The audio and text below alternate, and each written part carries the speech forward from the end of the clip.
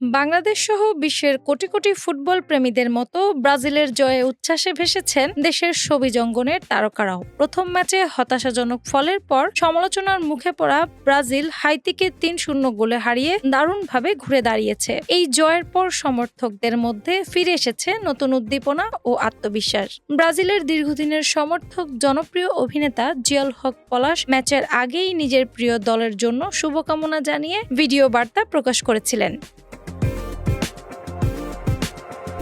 জয়ের পরও তিনি আনন্দ প্রকাশ করেন। পাশাপাশি ব্রাজিলের পতাকা ও খেলোয়াড়দের নাম সংবলিত একটি ছবি সামাজিক মাধ্যমে শেয়ার করেন। তিনি জানান, ছবিটি রং পেন্সিলে এঁকেছে তার বোনের ছেলে।